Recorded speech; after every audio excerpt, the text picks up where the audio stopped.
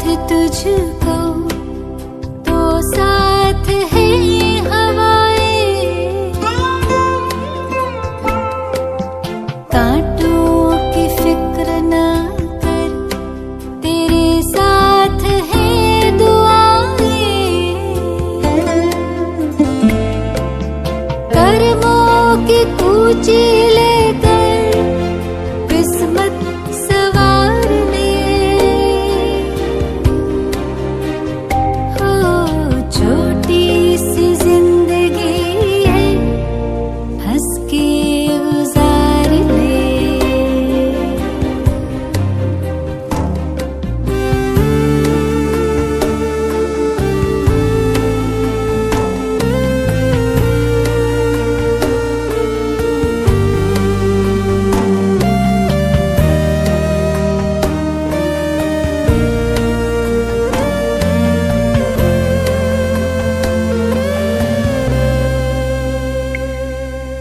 पग जब भी डगमगाए, उसने ही हाथ थामा, वो मीत बन के आया जब तू बना सुदामा, सच्चाई की ताकत से कश्ती उबार ले, हो छोटी सी जिंदगी है, हंस के गुजार ले। दुनिया का बोझ अपने सर से उतार ले,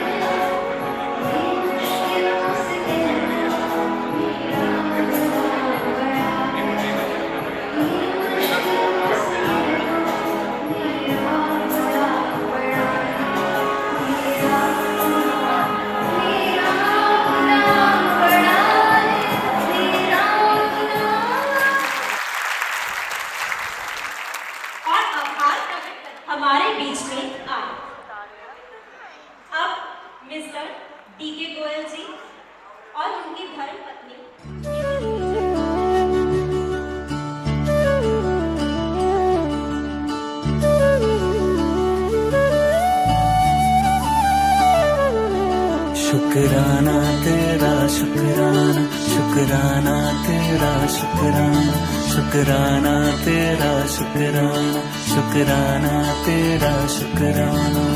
तेरी रहमतों का कैसे, तेरी रहमतों का कैसे करूं मैं बखाना। शुक्राना तेरा शुक्राना, शुक्राना तेरा शुक्राना। तेरी रहमतों का कैसे करूं मैं बखाना। शुक्राना तेरा शुक्राना।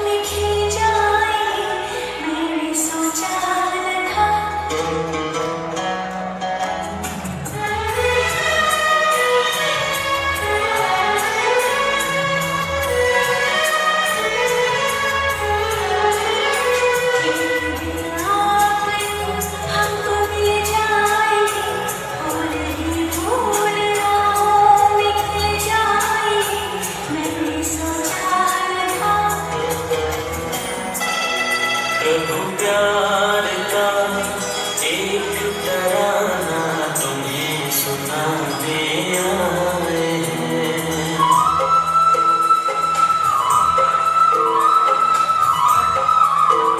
प्रभु प्यार का एक तराना तुम्हें सुनाने आए हैं। प्यार का सागर प्यार लुटाता ये बताने आए हैं। प्रभु प्यार का एक तराना तुम्हें सुनाने आए हैं।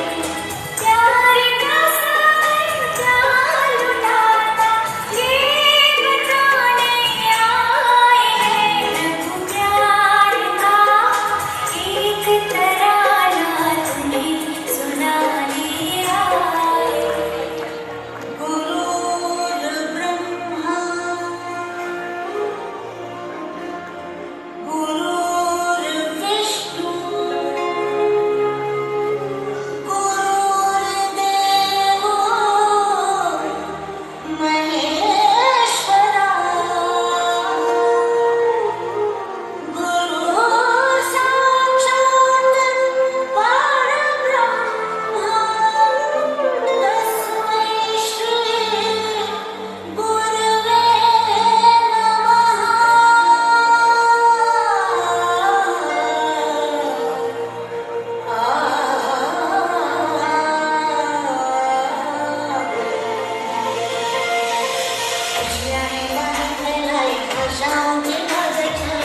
कोई उम्मीद है ये जिंदगी में। धरती का आंचल ओढ़े, दिल से दिल के धागे जोड़े, बांटे जहां में अपनी खुशी रे।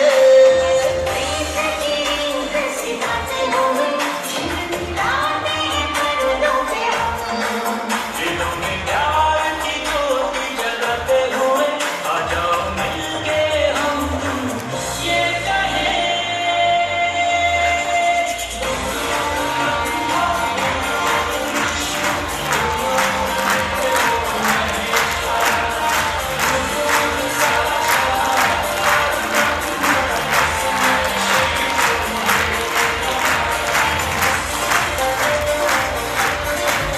कैसे करूं मैं बखाना। शुक्राना तेरा शुक्राना, शुक्राना तेरा शुक्राना, शुक्राना तेरा शुक्राना, शुक्राना तेरा शुक्राना।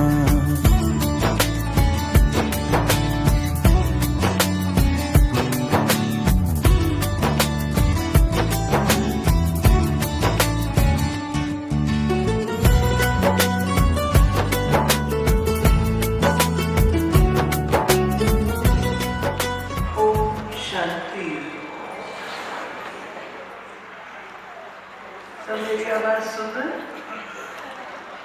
आवाज सुन रहे मेरी?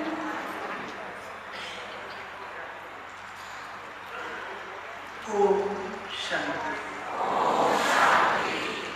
ओम शांति।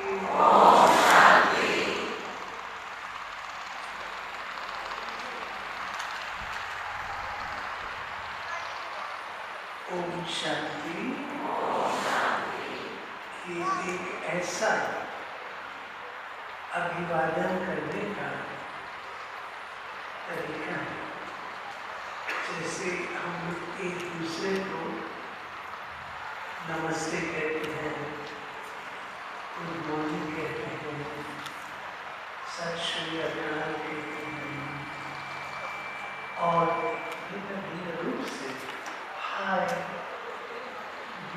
हाय बोलते हैं, कोई हेलो बोलता है। तो एक आध्यात्मिक रीति से हम ओम शांति कहते हैं। इसका बहुत गहरा मीनिंग है। जब हम कहते हैं ओम शांति, उसका अर्थ है कि मैं आत्मा शांत स्वरूप हूँ और जिसको मैं देख रही हूँ वो भी शांत स्वरूप है। ओम में 3 अक्षर अ, उ और म। अ का अर्थ है मेरा आचरण,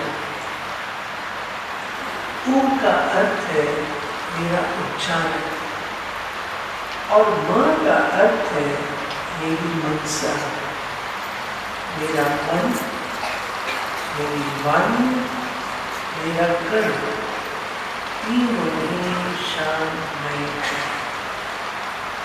इस भावना से स्वयं को यूँ कहकर ओम शांति, मैं शांत स्वरूप हूँ और आपसे जब मैं बात कर रही हूँ तो मैं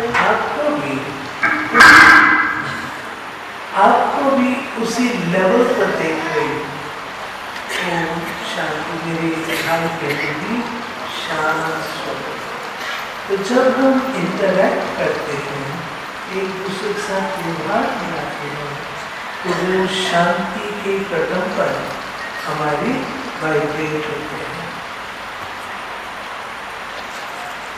शांति से एक दूसरे को देखते हैं, एक दूसरे से बोलते हैं, एक दूसरे के संबंध में आते हैं।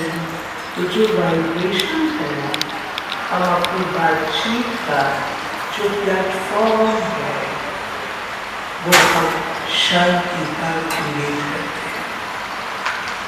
और आप जानते हैं जो बात शांति के प्लेटफॉर्म पर की जाती है वो सहज समझ में आती है, सरलता से समझ में आती है।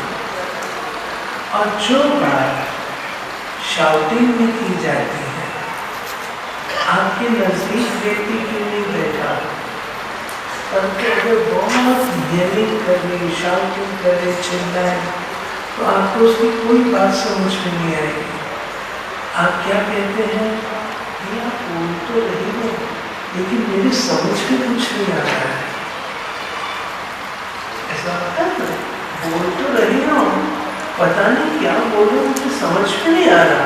थोड़ा धीरे से बोलो, शांति से बोलो, धैर्य से बोलो, तो बात समझ में आती है। इस प्रकार जब हम अपना प्लेटफॉर्म भी तैयार करते हैं, जब मन मेरा शांत है और दूसरा सामने वाला व्यक्ति, उसको भी मैं शांत स्वरूप स्थिति में देख रही हूँ, समझ रही हूँ, बोल रहा हूँ, तो जो बात जो है जैसी है वह मुझे स्पष्ट समझ और नजर में आए। आज का जो टॉपिक आपने रखा है वो रखा है turning problems into opportunities, turning challenges into opportunities. समस्या को अवसर हम बनाए। ऐसा इस दुनिया में कोई नहीं होगा जो कहीं भी मेरे जीवन में कोई समस्याएं नहीं आती है। अब बात करते हैं पहली बात जो मैं आप सबसे निवेदन करना चाहता हूं, आप अपनी लाइफ को देखिए, प्रैक्टिकल लाइफ में आ जाओ। प्रैक्टिकल लाइफ में अगर आपकी जिंदगी सीधी ऐसी चलती रहे, आपको अच्छा लगे? कितना अच्छा है? कोई अच्छा नहीं। परंतु जिंदगी में थोड़ा उतार चढ़ाव, अप्स एंड डाउन्स हो, तो आपको ये लगता है क्यों?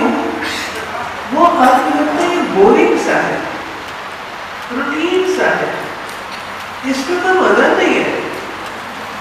ये कोई बात आनी चाहिए।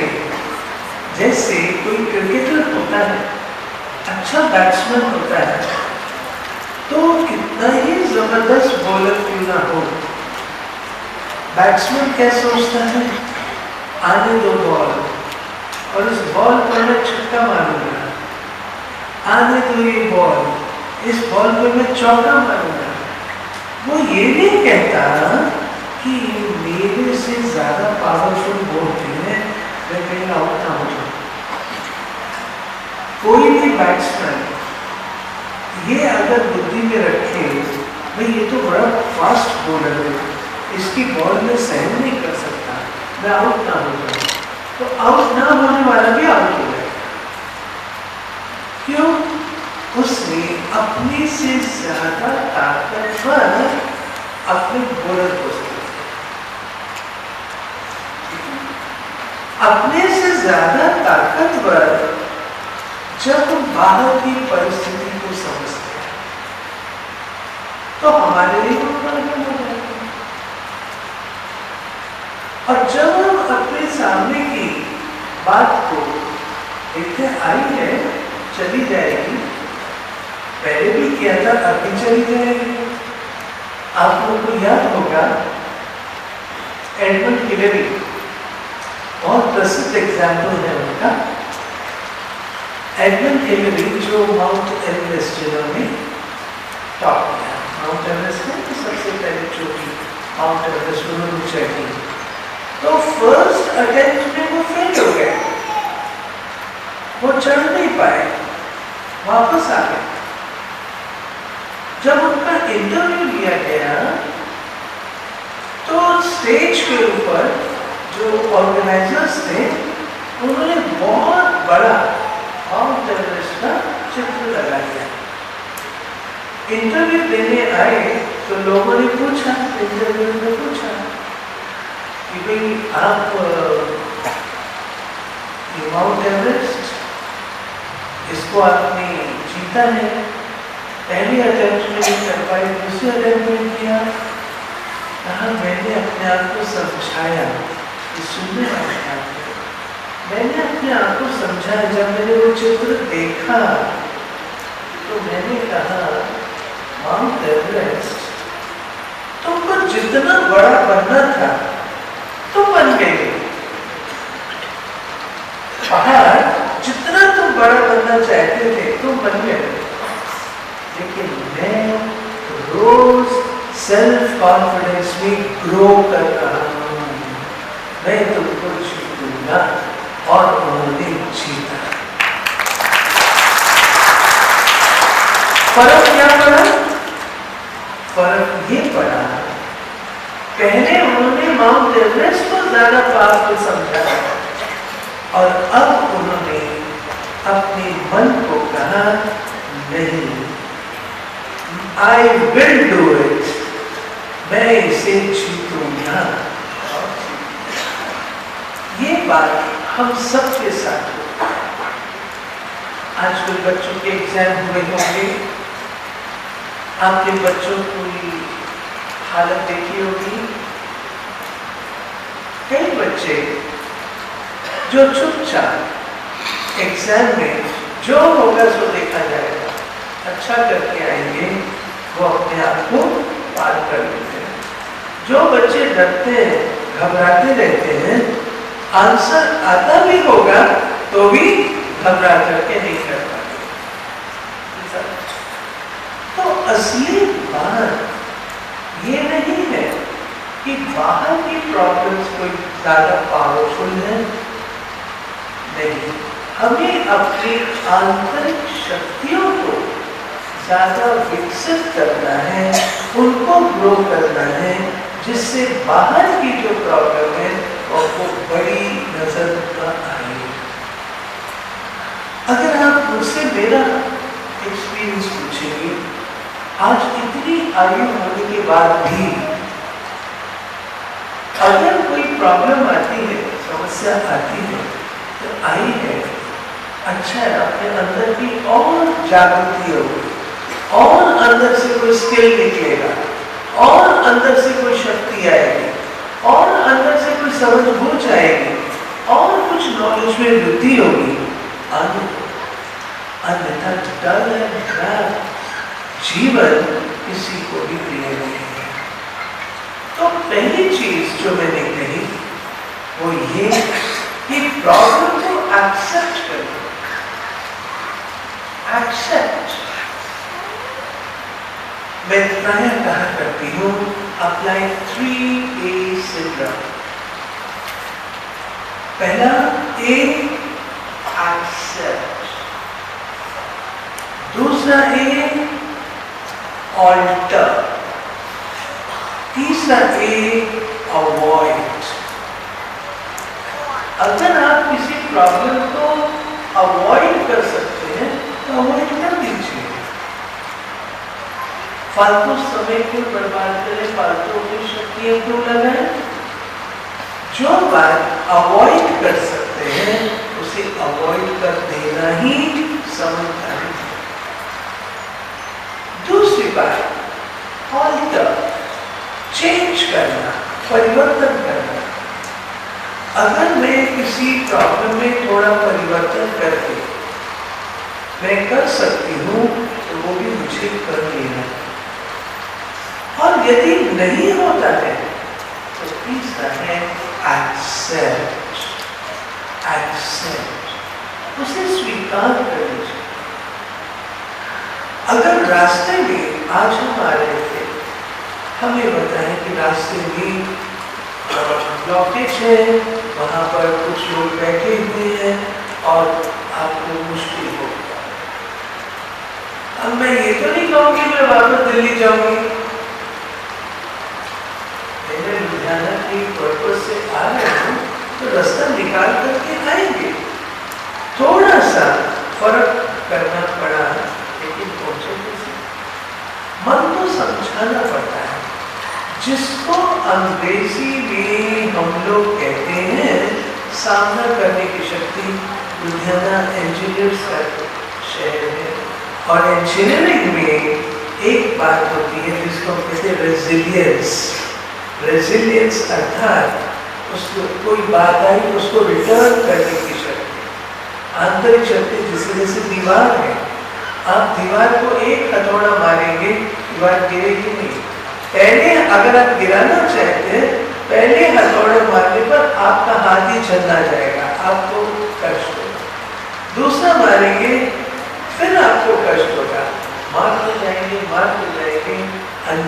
दीवार गिर जाएगी, आपका पर्पस अचीव होगा। तो जिसको हम लोग कहते हैं resilience, power of resilience, return करना, वो रेजिलियंस क्या है? वो रेजिलियंस क्या चीज है जिससे कि हम समस्या के ऊपर विजय प्राप्त कर सकते हैं? 3-4 बातें आज मैं आपके सामने रखूं।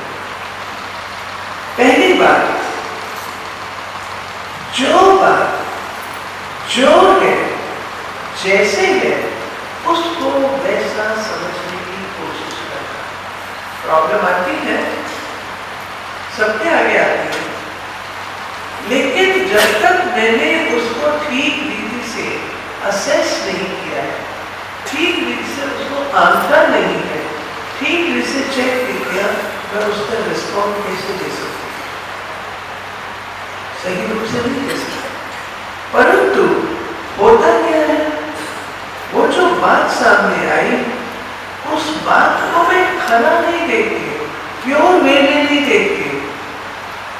उसमें मैं अपने अनुमान, अपने पूर्वाभास, अपने पुराने अनुभव वो सब ऐड करके उस छोटी सी चीज को मैं बड़ा करता हूँ।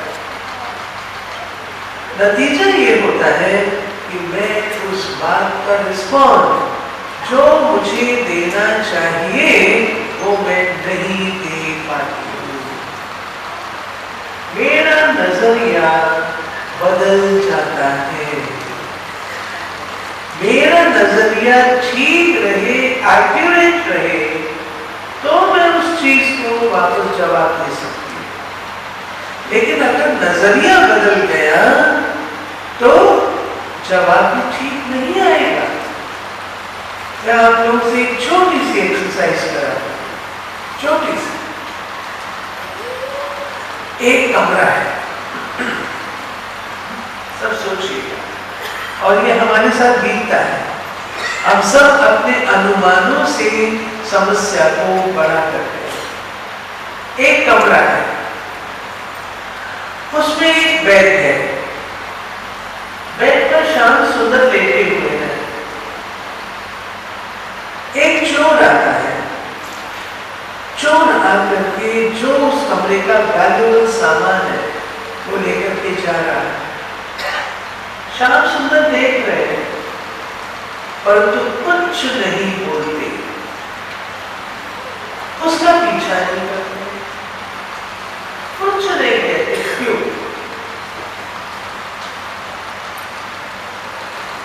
आंसर दो, क्यों?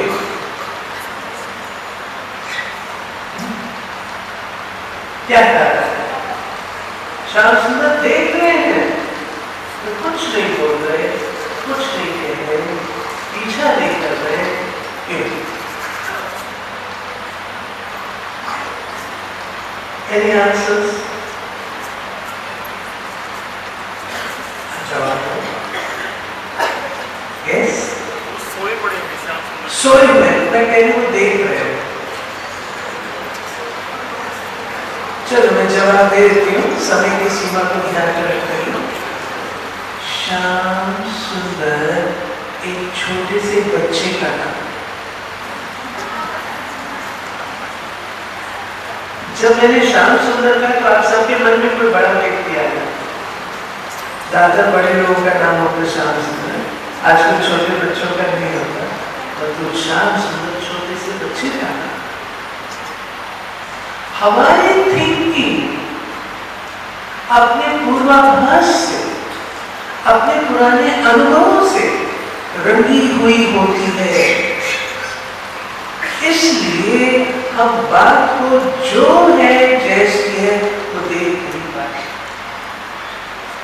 सर्व समस्याओं के लिए पहला फॉर्मूला है, try to see the things as they are.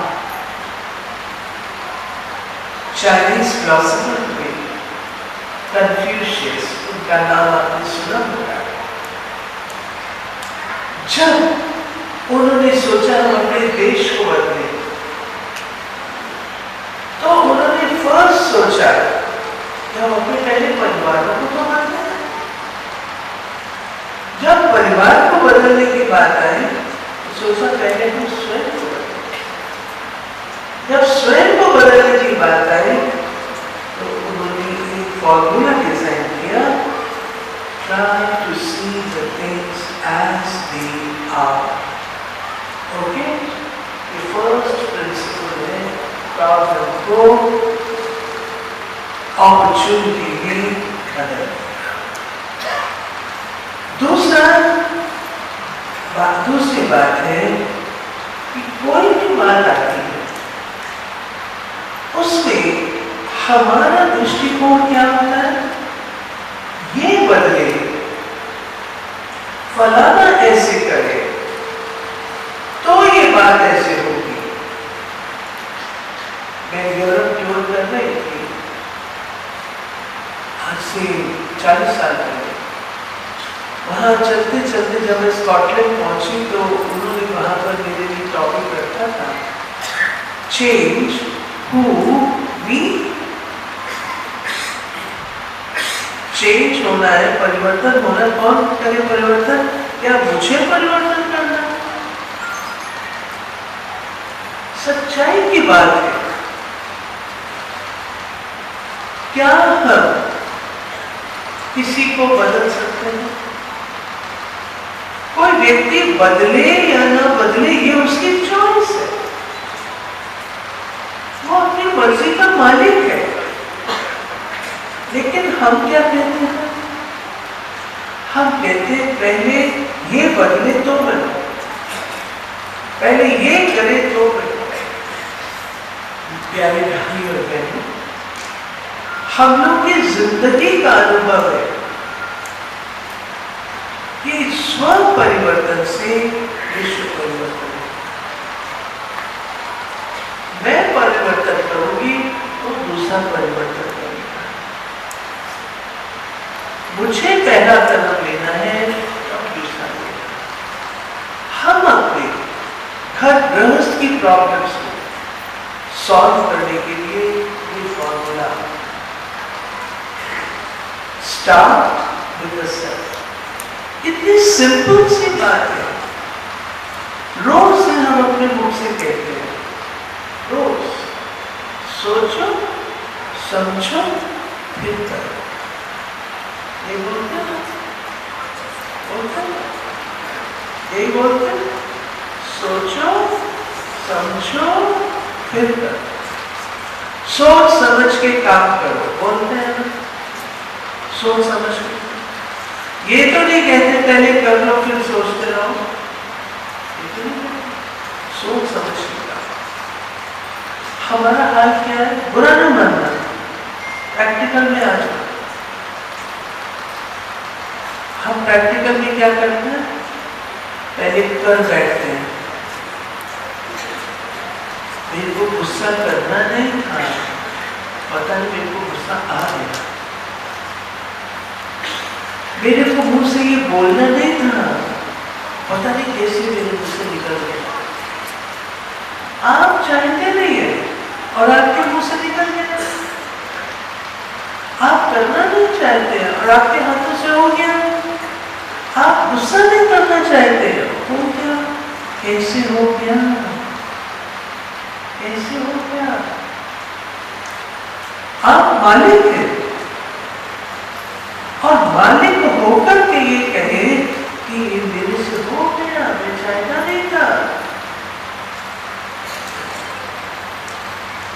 हम कर बैठते हैं, फिर सोचते रहते हैं, बहुत दिनों के बाद समझ में आता है कि ऐसा नहीं करना चाहिए।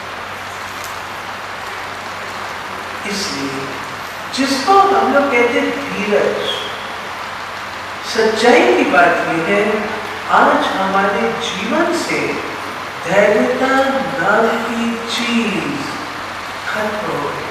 आप एग्री करते हैं मेरे से? एग्री करते हैं? धैर्यता नाम की चीज खत्म हो गई है। व्यक्ति बोलना बंद नहीं करता कि वहां से जवाब आना शुरू। मैं समझ गया तुम क्या कहना चाहते।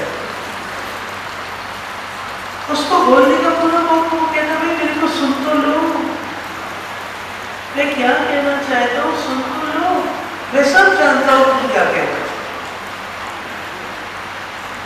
धैर्यता नहीं, वो धैर्यता प्रॉब्लम को अपॉर्चुनिटी में बदलने के लिए धैर्यता चाहिए। और धैर्यता लाने के लिए अभ्यास चाहिए। किस चीज का अभ्यास? इंट्रोवर्शन, अंतर्मुखता, धीरज, गंभीरता। बड़े बुजुर्गों का आप अपने घरों में देख लीजिए, धीरज वाले होते हैं, आंखों से सब देख रहे हैं फिर भी धीरज करके बैठते हैं। हम fast fast fast fast Cambridge में बैठा है, सेब ऊपर से नीचे गिरता है, उसका दिमाग चलता है ये सेब ऊपर क्यों नहीं चला गया, नीचे क्यों आया,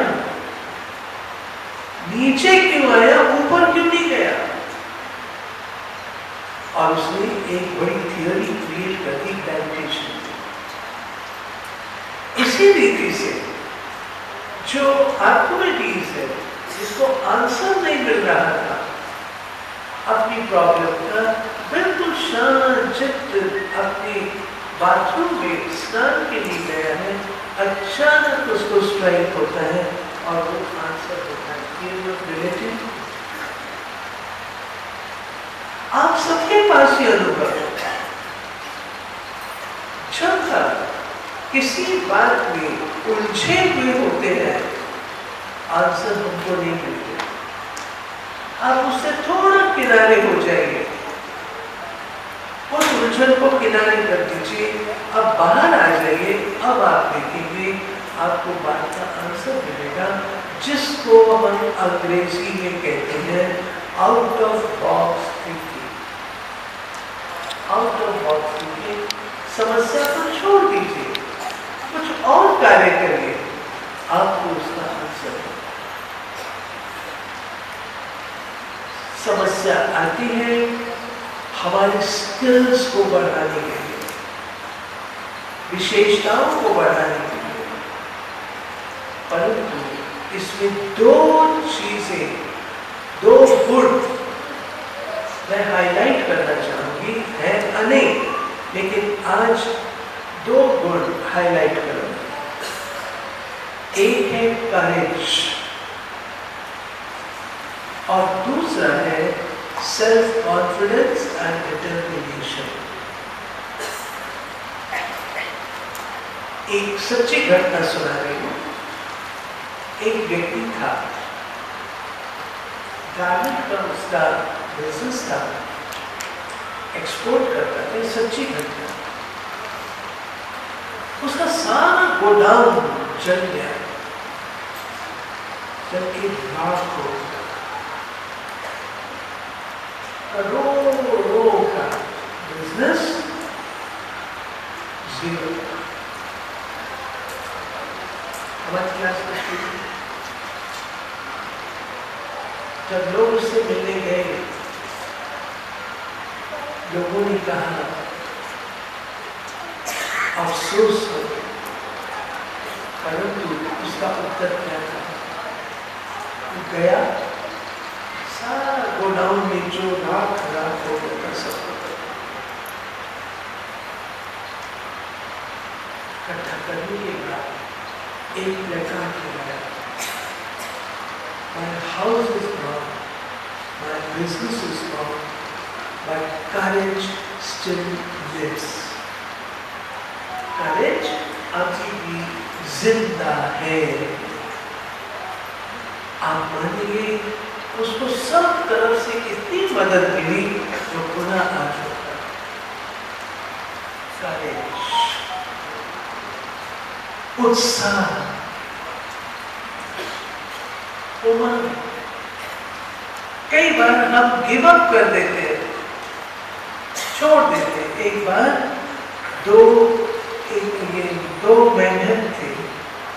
एक किताब मैंने पढ़ी थी, द लास्ट फ्रंटियर, जो अपनी केन डॉनल्ड की लिखी हुई है, और उसका जो बिगिनिंग है वो इससे करता है कि एक बार एक मिल्क कैन होता है ना, दूध का डब्बा, उसमें दो मेंढक गिर गए और बंद हो गया डब्बा। अब वो जो डब्बा था जाना था कहीं और, उसमें से एक मेंढक, उसने तो सोचा तो जिंदगी के खत्म, लेकिन जो दूसरा था उसने क्या किया, उसने तैरना शुरू कर दिया। तैरता तैरता तैरता तैरता जब वो पहुंचा डब्बा अपने डेस्टिनेशन पर, ढक्कन खोला गया तो सारा जो मक्खन बन गया था उसे जंप लगाने लगा। इसी रीति से कई बार हम छोड़ देते हैं, नैया छोड़ देते हैं, गिव अप कर देते हैं। नहीं, हमें गिव अप नहीं करना है। कंटिन्यू रखिए, डिटर्मिनेशन रखिए, दृढ़ता रखिए। सफलता आज नहीं तो कुछ दिन में आपकी कदम चूमेगी, ये पक्का विश्वास। दृढ़ता सफलता की चाबी है। हमारे स्लोगन है दृढ़ता सफलता की चाबी। समस्याएं आती है, अपना रूप दिखाती है, परंतु आपको आती सलाम करने के लिए, आपकी शक्तियों को बढ़ाने के लिए। तो देखिए, बच्चे के लिए उसकी समस्या उतने प्रकार की है, बड़ों के लिए बड़ी बात होती है, तो भी समस्या नहीं होती। तो कन्याओं को मैं हमेशा कहती थी, समस्या को समस्या मत समझो, समस्या को समोसा समझो।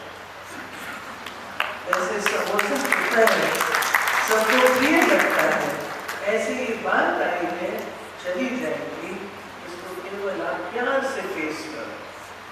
होता ये है, हमें दो बातें बताती हूँ कि जब कोई समस्या आती है तो हम उसके प्रभाव पे आ जाए, अपने आप को उसके इन्फ्लुएंस और प्रभाव से मुक्त रहना। समस्या तुम जो भी हो, मैं तुमसे ज्यादा शक्तिशाली, मैं तुमसे ज्यादा शक्तिशाली हूं। क्यों? तुम तो अकेली हो, मेरे साथ मेरा साथी भगवान है, और जहां भगवान है वहां पर कोई भी बात कठिन नहीं है। भगवान को हम अपना साथी नहीं बनाते। दो भुजा वाले व्यक्ति पर हम आधार रखते हैं, इसको कहो, इसको कहो, इसको कहो, समाधान हो जाएगा। दो भुजा वाला, और जो हजारों भुजाओं वाला है उसको हम क्यों भूलते हैं? हजारों भुजाओं वाला उसको भूल जाते हैं। क्यों? पंजाब में आप सब परमात्मा प्रेमी आत्माएं हैं, परमात्मा स्नेही आत्माएं हैं। वो हमारा पिता है, हम उसके बच्चे हैं। क्या पिता अपने बच्चों को तूफान से पार नहीं करेगा? करेगा, लेकिन चाहिए विश्वास। विश्वास, विश्वास होगा पार। मैं जब विश्वास कह रही हूँ, मुझे एक छोटी सी कहानी याद आ रही है। एक माँ थी, गरीब माँ, अपने बच्चे को स्कूल पढ़ाने भेजती थी, जंगल पार करके, नदी पार करके बच्चे को भेजती थी। बच्चा कभी डरता था तो माँ कहती थी, तुम मोहन भैया को याद करना, मोहन भैया श्री कृष्ण याद करना, तो मोहन भैया तुमको मदद करेगा। रोज ऐसा बच्चा जाता था, मोहन भैया करके जाता था। एक दिन स्कूल में पिकनिक थी, पिकनिक थी तो सारी क्लास में टीचर ने कहा कौन क्या लाएगा, कौन क्या लाएगा। इस बच्चे ने कहा मैं दही लाऊंगा। वो घर लौटता है, माँ को कहता है, माँ कभी मुझे दही लेके जाती है। माँ के आंखों में आंसू आ जाते हैं, बेटा मेरे पास तेरे को भी दूध पिलाने को पैसे नहीं है, मैं दही मांग। कोई बात नहीं, मैं मोहन भैया से ले लूंगा। स्कूल गया, थोड़ी सी दही मांगी थी, टीचर को गुस्सा आया, तुम नहीं ला सकता था तो तुम बोल देता, सर मैं मोहन भैया से ले लेता। मोहन भैया दही चली गई, और कहते हैं वो मोहन भैया दही की बौछार करने लगा, दही दही दही।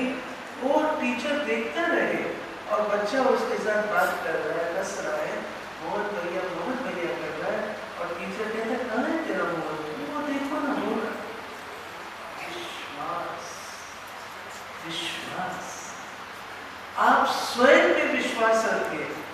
रहेगा। दूसरा विश्वास, अपने जिस किसी को भी आप मानते हैं उन पर विश्वास रखें। वो हमारे साथी है, जिसका साथी है भगवान, उसको क्या रोकेगा? आंधी और तूफान। तूफान तोहफा बन जाएगा। ये तूफान तोहफा बन करके आए।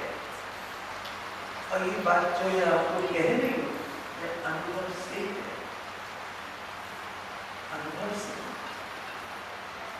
तो अधिक समय न लेकर आप सबका आवाहन, आई ऑफ द स्टॉर्म एक चीज है जो शेयर कर देती हूँ। जब भी कोई प्रॉब्लम आती है ना, तो उसका उद्गम कहां से हुआ, उसको हैंडल करके कहते एक बार एक जहाज था, वॉरशिप, समुद्र में, तो तूफान आया, जबरदस्त तूफान। जहाजों को दिया गया डायरेक्शन कि अपने अपने जहाज आपको सेव कर लीजिए, जबरदस्त तूफान है, इससे बहुत भारी नुकसान। जितने अन्य थे वो सब अपने अपने जहाजों को दूर दूर भगाने में लगते हैं। एक जहाज का जो कमांडर था, उसने अपने लोगों को कहा, देखो मरना तो हमने है, अगर आप मुझे मौका दो तो मैं कुछ बचाने की कोशिश कर सकता हूं। और क्या करना था? I will take the ship towards the storm, जहां से वो एक शब्द ने अपने हाथों से किया।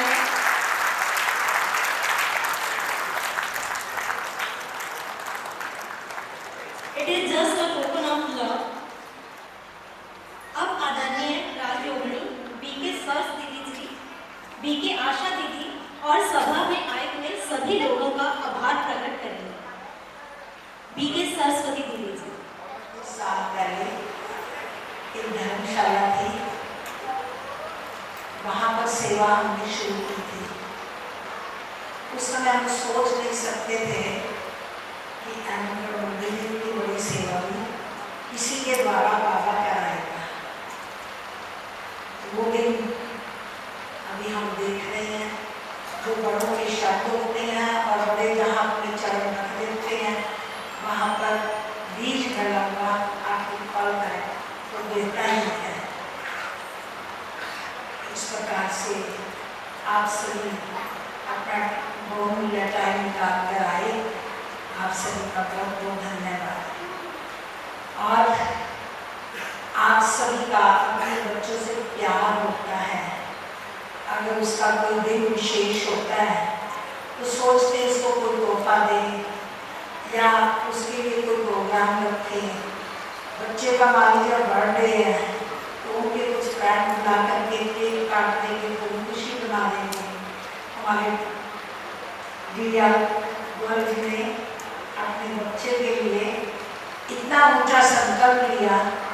हमारे मानसू भाई का बर्थडे, उन्होंने सोचा छोटे छोटे दोस्तों को बुला के क्या करना है, तो आप सबका भाग्य उज्जवल करने के लिए उन्होंने इतना बड़ा हैप्पी बर्थडे मनाने के लिए इतना बड़ा आप सबका संगठन बनाया। और जिसके लिए हमें भी सरप्राइज दी थी। मैंने आशा दीदी को निमंत्रण दिया है। मैंने कहा आशा दीदी इतने बड़े हैं, सारी दिल्ली और हेड ऑफिस जो हमारा है माउंट आबू, दोनों की जिम्मेवारी उनके ऊपर है, वो हमारे बीच ऐसा कैसे आ जाएंगे? नहीं आ सकते। कहता नहीं दीदी आएंगे। तो वो दृढ़ संकल्प था, हमने भी योग लगाया कि दीदी हमारे पास जल्दी से जल्दी जरूर आए। और दीदी ने ये निमंत्रण स्वीकार किया और दीदी का बहुत बहुत धन्यवाद है, जिन्होंने हम बच्चों के लिए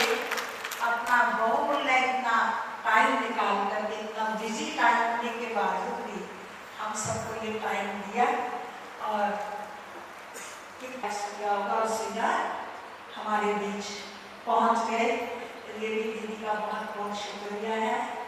और आप सभी ने आकर के इस हाल की शोभा बढ़ाई और हमें भी सहयोग दिया। आप लोगों को भी फायदा तो बहुत हुआ होगा। किस किस को फायदा हुआ आने का? तो देखो, दीदी का हम सब दिल से शुक्रिया करेंगे। आप सब भी दिल से दीदी का शुक्रिया करेंगे, जिन्होंने इतने बहुमूल्य टाइम भी निकाला और इतने हम सबको छोटी छोटी बातों से इतनी बड़ी बड़ी बातें सीखने को दे दी, जिससे कि हमारा जीवन, ये जीवन जो छोटी छोटी परिस्थितियों से उलझ जाता है, उस उलझन से निकल करके कहाँ की कहाँ पहुँच जाएगा, जिसको दुनिया में क्या कहते हैं, जीवन मुक्ति मिल गई।